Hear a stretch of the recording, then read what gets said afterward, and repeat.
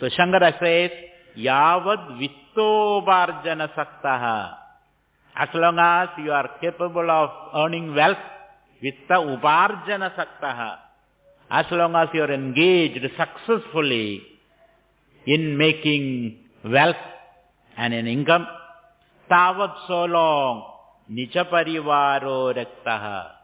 Your family is attached to you. They will cling on to you. They will say, Dad, Father, I love you. You are the best thing in the world. Without you, I cannot do anything. Everything. Even an uncle who earns a lot of wealth, your respect goes to him, not to the other person. So therefore, yavat vittovarjana saktaha, as long as you are capable of earning hefty wealth, income, tavat so long, nicha parivaraha raktaha, people will be attached to you. Paschad, later, jivad jarjara reghe, after retirement, you live in jarjara dehe, in this dilapidated body, not capable of earning anything. And the value of your pension also is going down, because you put all that money in the bank from 14%, now they give you only 5%, 3%.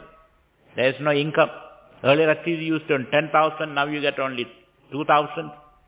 And paschad jivadi jarjara dehe, when you come to live in a dilapidated, old, frail body, vartam kovina prichadi gehe, nobody will even bother to talk with you, he says. Dada, how are you? Nobody will ask. Your son has no time. Early in the morning he goes to the office, come back very late. Earlier he used to touch your feet. Now he has no time for you. If you are sitting there, he'll just turn his face and go away. Wife, of course, has no time for you. She has already concluded you are a useless person. There is no time for her. So she doesn't talk with you. The children won't talk with you. The servant already knows where the power lies. So if you ask for a cup of tea or a hot water, he will not be there anywhere. He knows, because he can smell who is the powerful person in the family.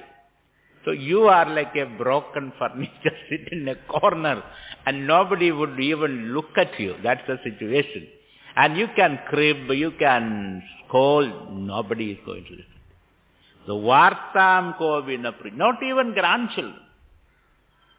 Earlier grandchildren used to come and play with you. Not even, and not only that, the mother has instructed the children, don't go to Dada, he will tell you stupid things. So therefore, don't go and talk with him. So Dada or Dadi has no place in that family. They are like a broken furniture put in the basement of the house. There's no, this is the state. So before such a calamity strike you, Bhajagovindam, Bhajagovindam. Take the name of the Lord, invest your time in that, so that you don't need their help at all. You can take care of yourself. You can amuse yourself. You can fill your time with your own projects and programs. You don't have to depend upon anybody. So you become a self-sufficient person. You don't have to depend upon your wife, your children, your servants, your in-laws, nobody. You can handle your life all by yourself. You can sit for hours in contemplation and meditation. You can just still your mind. You can enjoy nature. You can read good books.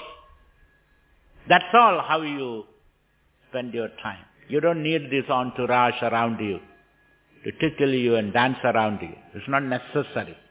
That's the idea of Vanaprastha.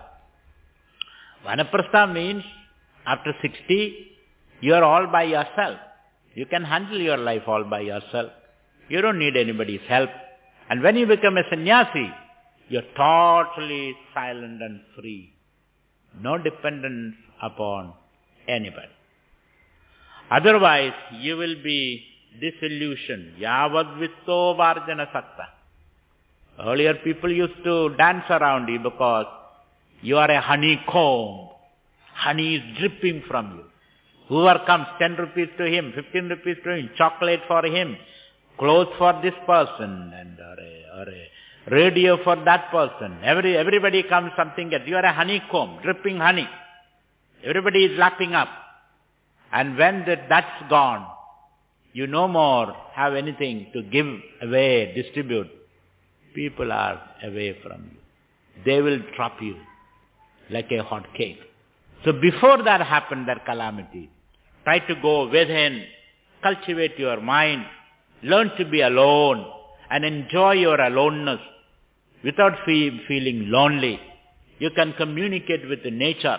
You can go and sit on a river bank and enjoy the river flowing by. You can look into the night sky and see the stellar constellations and enjoy that, rather than sleepless nights, spending sleepless nights, wallowing in your past thoughts and cursing everybody. Where are my people? I wasted all my time for them. Instead of doing that, look at the night sky and enjoy the beauty of the night sky. Go to the river bank and see the river flowing by. Or just look at the tree, this wonderful banyan tree, and it gives you a lot of joy and fulfillment. That is how we should spend our... And then the inner world of the self and the beauty of that.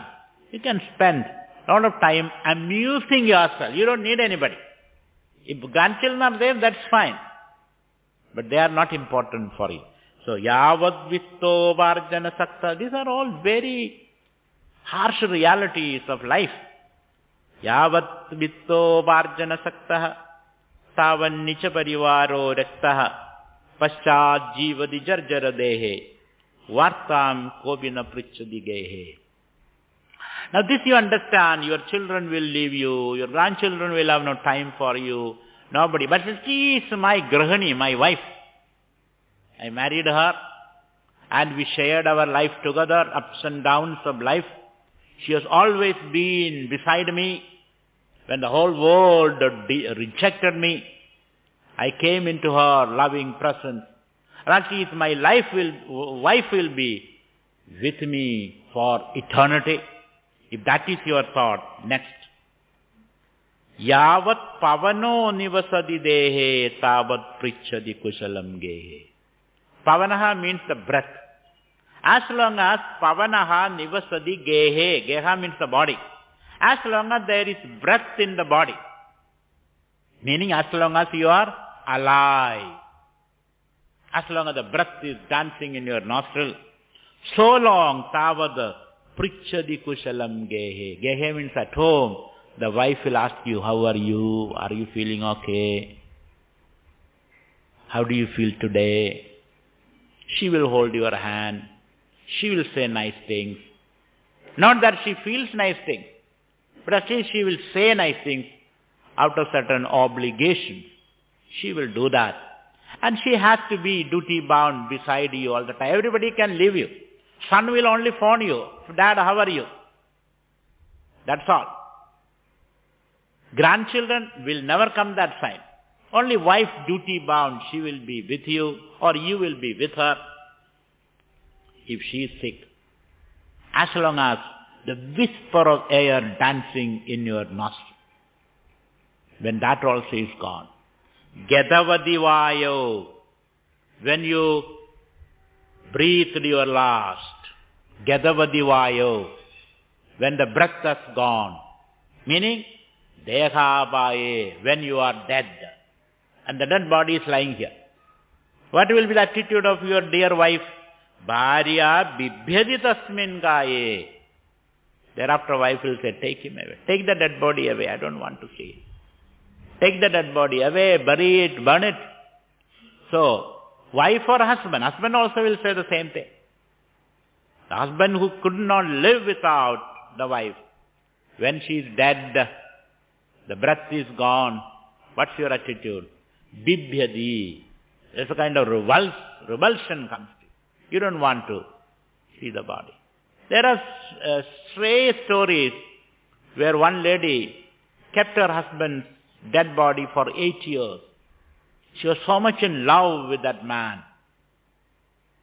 So much in love. She was so nice to her. And when he died accidentally, she couldn't take it. She couldn't believe that he is no more alive. So she embalmed the body and laid the body in the bed for 8 years. It is only after 8 years she gained the sanity and the rationality and the common sense to give up that body. And she buried that body after 8 years, can you imagine? So whether it is after 8 years or 1 year, whenever, or instantaneously, once the life is gone, you have nothing to do with that body. Therefore Shankara says, Yavat pavano nivasadi dehe. So you must be alive and you must have the capacity to earn an income, bring an income. Then alone people will be there. Otherwise, nobody is going to be. It's only very, very strange and stray occasions that one will be very loyal to you, and that doesn't happen. After death, nobody is loyal to you. Your body is buried. Now, so what does that mean? It means don't have extreme attachment to the physical body. Don't have extreme attachment to the friends and relatives, because they all will desert you. They all have their own karmas to work out. We are all co-passengers in a train. In a train, when you travel, you get into the compartment.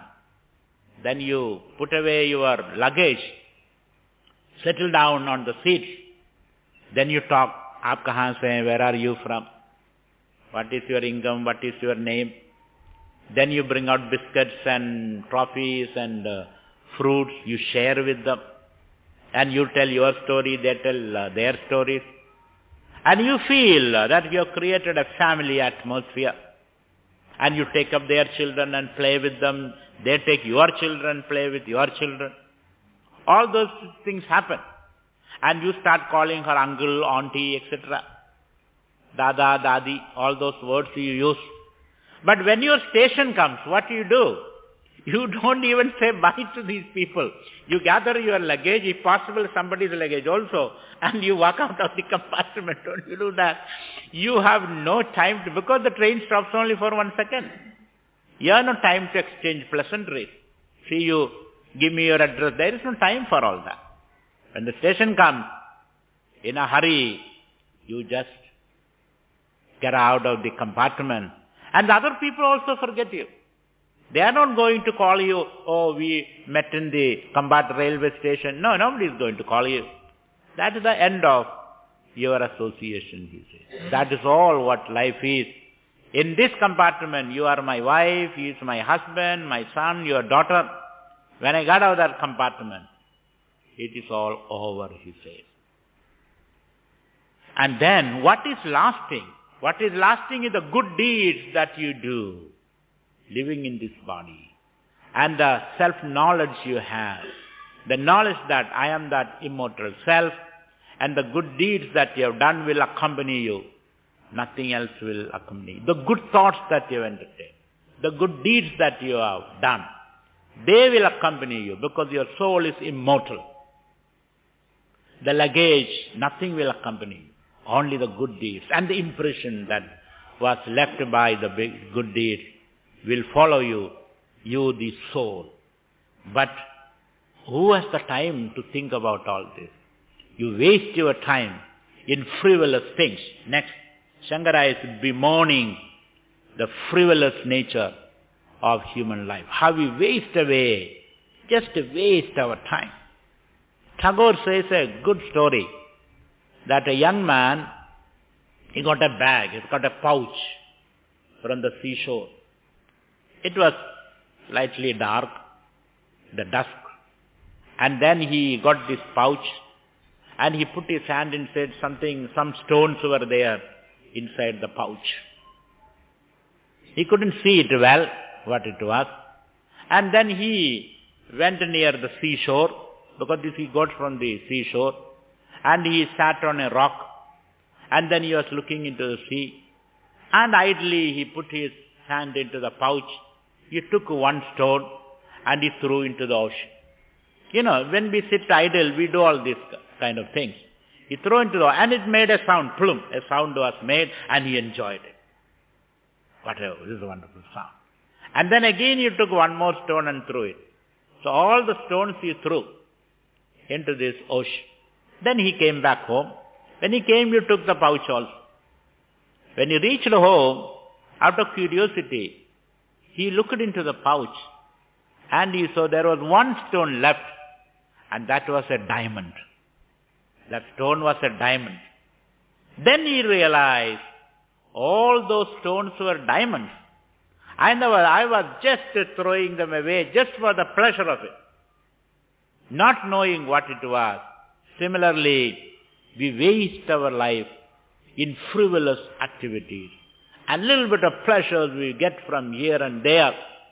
That is all what we get. And in the process, we are losing precious things. That is what here happens.